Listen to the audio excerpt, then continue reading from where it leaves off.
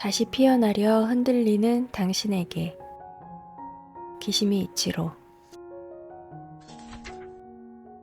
프롤로그. 사람들 대부분은 인생을 뒤로 미룬 채 지금 여기를 살지 않습니다. 저희 어머니는 생전에 아이들이 크면 여행 갈 거야 라는 말을 자주 했습니다. 어머니가 그런 말을 할 때 저는 웬만큼 크게 자라있던 터라서 마음만 먹는다면 아무 때든 여행을 할 수 있음에도 어머니는 어찌된 까닭인지 떠나려고 하지 않았습니다. 어머니 역시 당신이 그렇게 일찍 세상을 떠날 줄은 몰랐을 겁니다. 그런 어머니를 생각하면 할 수 있는 일은 할 수 있을 때 해야 한다는 생각을 하게 됩니다. 우리는 미래를 계획할 수 있다는 착각 속에 삽니다. 그러나 코앞의 미래조차 무슨 일이 일어날지 알 수 없는 것이 인생입니다. 1장. 불행을 상상하며 오늘을 허비하지 말기. 미래는 예측할 수 없는 것이므로 미래를 생각하면 불안합니다. 불안에 사로잡히면 오늘이라는 하루를 온전히 살아낼 수 없습니다. 앞으로 무슨 일이 일어날지는 아무도 알 수 없습니다. 그렇기에 아직 오지 않은 미래만 주야장천 생각하면 오늘이라는 하루가 공허해집니다. 공허한 오늘을 살지 않으려면 미래를 오늘과 분리해야 합니다. 인간의 능력으로는 감당할 수 없는 일이 바로 죽음입니다. 나는 심근경색으로 쓰러진 적이 있습니다. 심근경색은 심장으로 혈액을 운반하는 관상동맥을 혈전이 막아서 생깁니다. 이 혈전은 세 가지 스트레스가 동시에 관여하여 만들기 때문에 스트레스에 주의해야 한다고 주치의는 말했습니다. 가능한 한 피하는 게 우선인데 주의한다고 해서 이를 미리 막을 수는 없습니다. 역시나 방법은 하루하루를 즐겁게 의미 있게 열심히 살고 싶다라고 현실을 긍정하는 수밖에는 없었습니다. 걱정이 현실이 될지도 모른다는 두려움에 오늘을 허비하지 말아야 합니다. 미래를 두려워하는 대신 가족과 함께 할 수 있는 오늘을 기뻐하면 됩니다. 일어나지도 않은 미래의 일을 상상하고 지금 아무리 불안감에 시달려도 일어날 일은 일어나고 일어나지 않을 일은 일어나지 않습니다. 만약 일어난다고 해도 상상하던 크기대로는 결단코 일어나지 않습니다. 우리에게 닥칠지 모를 어떤 괴로운 일도 마찬가지입니다. 고통은 미리 기다리지 않아도 됩니다. 고통스러운 어떤 일을 기다리며 오늘을 사는 기쁨을 놓칠 이유는 없습니다. 2장. 미래와 단절하면 불안은 해소된다. 불안은 미래의 일입니다. 지금까지 살펴보았듯이 미래란 없다고 생각할 필요가 있습니다. 불안한 사람들은 말입니다. 미래와 단절하면 불안은 해소됩니다. 우리는 인생의 모든 순간마다 미래의 목표를 이루기 위해 살고 있습니다. 하지만 노력한다고 반드시 성공하는 건 아닙니다. 만약 성공한다 해도 그 기쁨은 생각만큼 오래가지 않습니다. 생각해 보세요. 행복이 아니라 성공이 목표이기 때문에 우리가 불행한 것은 아닐까요? 우리가 욕망해야 할 것은 성공이 아닌 행복입니다. 행복해지기 위해 반드시 뭔가를 이루어야 하는 건 아닙니다. 미래의 인생을 내다볼 수 있다고 믿는 사람은 내일을 오늘의 연장으로 봅니다. 그렇게 내일을 위해 오늘을 희생하며 살아갑니다. 그렇지만 우리가 아는 것처럼 내일은 오늘의 연장이 아닙니다. 여러분 중에도 내일 무슨 일이 일어날지 알아야 편안함을 느끼는 사람이 분명 있을 겁니다. 하지만 미래에 일어날 모든 일이 이미 결정되어 있다면 그런 삶에 어떤 의미가 있을까요? 3장. 과거는 과거, 오늘 행복하면 그만. 사람은 미래에만 얽매이는 것이 아니라 과거에도 얽매이며 살아갑니다. 우리 중 2번의 인생을 사는 사람은 없습니다. 따라서 인생의 어느 시기가 됐든 모두 첫 경험입니다. 그런 까닭에 어쩔 수 없이 순간의 선택으로 인생을 그르치거나 학교, 직장, 가정에서 대인관계로 좌절을 겪게 됩니다. 처음이기에 누구나 인생은 후회의 집대성이 될 수밖에 없습니다. 실패한 상황을 수없이 되새김질하면서 후회의 늪에 빠지면 긍정적인 삶을 살지 못합니다. 설령 실패했더라도 실패를 통해 배워나가는 것이라고 생각을 전환하면 좋습니다. 지난 나의 삶을 되돌아보니 실언들이 생각나서 자책감에 시달리게 됩니다. 어떻게 하면 앞으로의 삶이 평온해질까요? 실언하지 않는 사람은 단 한 사람도 없습니다. 실언으로 상처를 주기도 하고 관계가 소원해지다가 다시 안 보는 사람도 생깁니다. 우리는 고의로 남에게 상처를 주거나 화나게 하지 않습니다. 실언하고 전혀 후회하지 않는 사람도 없습니다.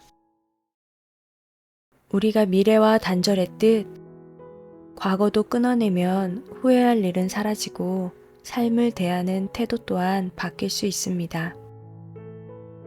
그런데 미래가 상상의 소산인 것과 달리 과거는 실제로 경험했고 여전히 기억 속에 있기 때문에 과거를 분리하는 것은 미래를 분리하는 일보다 훨씬 어렵습니다. 누구나 그렇습니다. 하지만 과거를 떠올려서 오늘의 행복에 브레이크 걸 필요는 없다는 것을 기억하세요.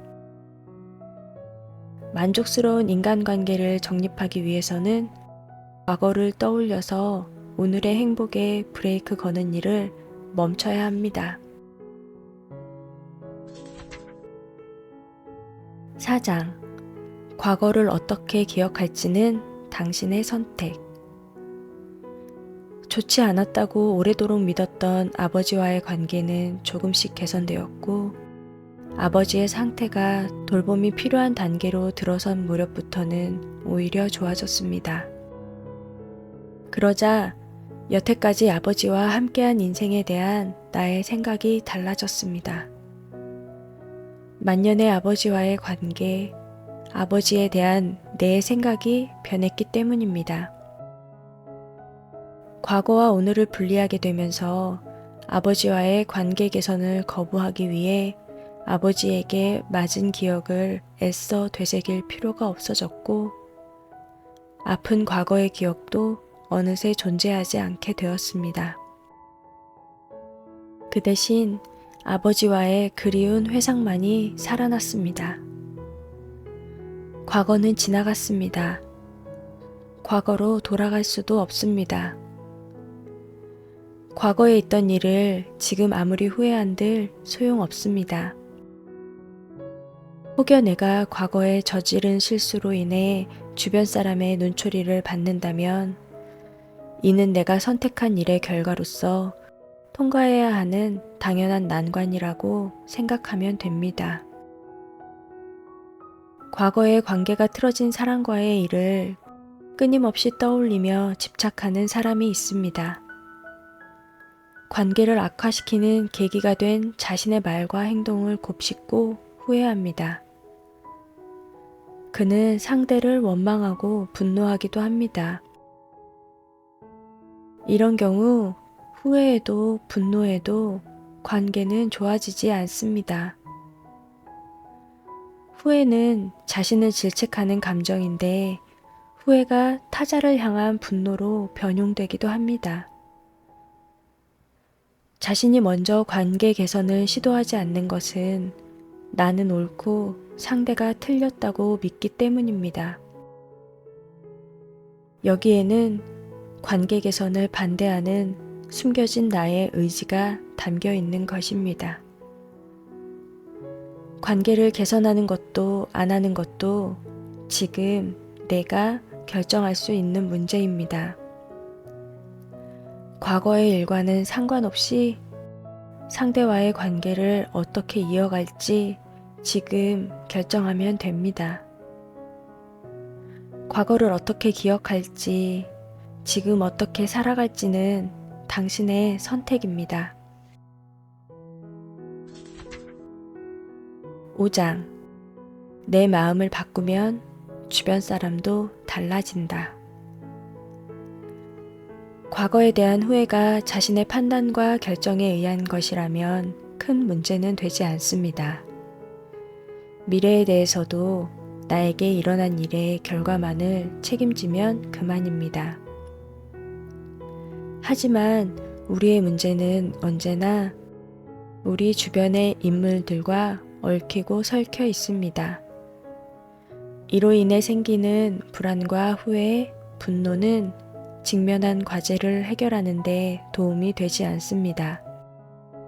대인관계를 개선하려면 그런 감정들로부터 먼저 자유로워져야 합니다. 우리의 감정에는 목적이 있습니다. 사람은 후회, 불안, 분노 같은 감정을 내면의 목적을 위해 창출합니다. 우리는 통상 원인이 있고 그 결과로서 감정이 일어난다고 여깁니다. 이를테면 카페에서 종업원이 커피를 쏟아 손님의 옷을 더럽혔다면 발끈한 손님은 매우 분노해 고성을 지릅니다. 이 경우 커피를 쏟은 일이 원인이고 분노하고 고성을 지른 것이 결과라는 인과관계가 있는 듯 보입니다. 하지만 이러한 상황에서 누구나 고성을 지르는 것은 아닙니다.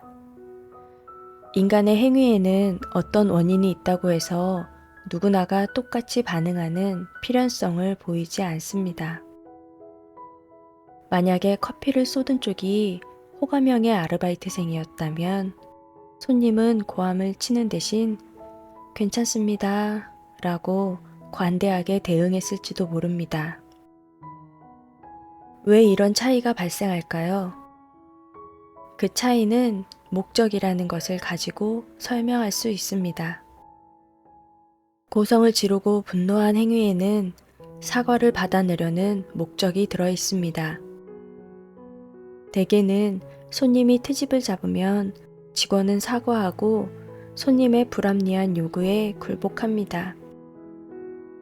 만일 상대가 호감형의 아르바이트생이라서 화를 내지 않았다면 이만한 일에 격분하지 않고 신사적으로 행동할 줄 아는 괜찮은 사람이라는 인상을 주기 위한 목적이 숨어 있습니다. 같은 상황에서도 우리는 내면의 목적에 따라 행동이 달라질 수 있는 것입니다.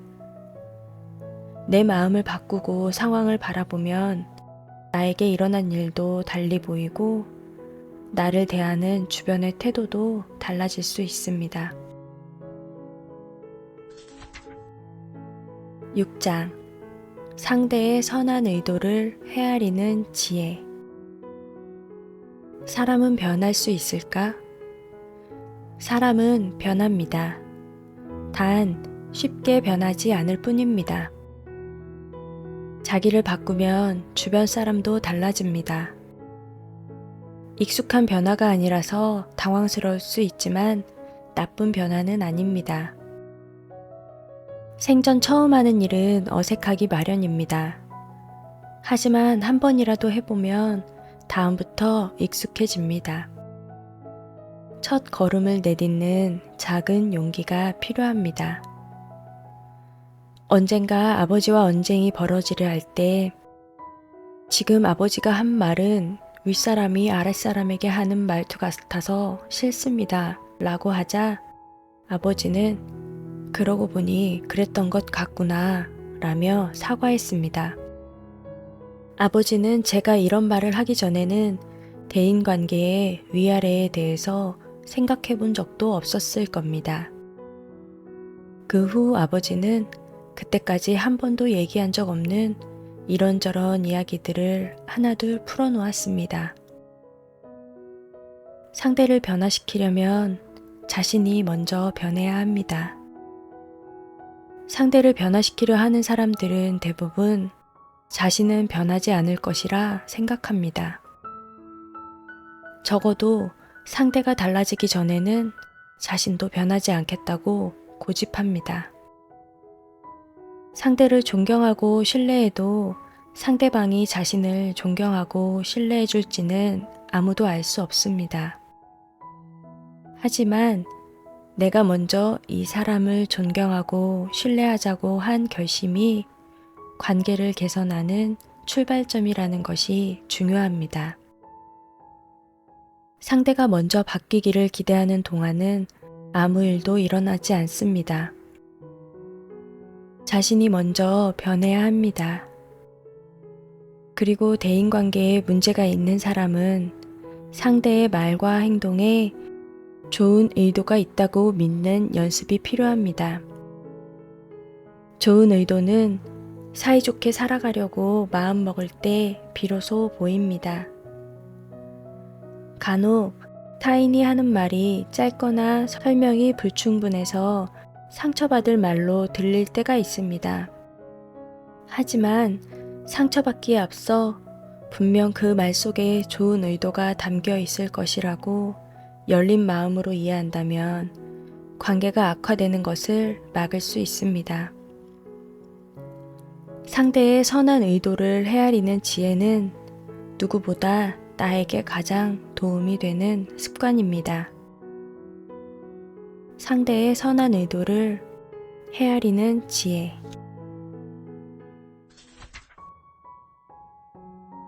아들러 개인 심리학을 바탕으로 한 작가 기시미 이치로님의 다시 피어나려 흔들리는 당신에게 라는 책을 통해 과거와 미래에 사로잡혀 오늘의 행복을 느끼지 못하는 분들과 대인관계에 어려움을 겪는 분들을 위한 내용을 읽어봤습니다. 제가 힘든 시기에 행복을 깨닫는데 도움이 된 내용들을 저도 반복해서 들으면서 기억하고 싶어서 기록하는 영상입니다.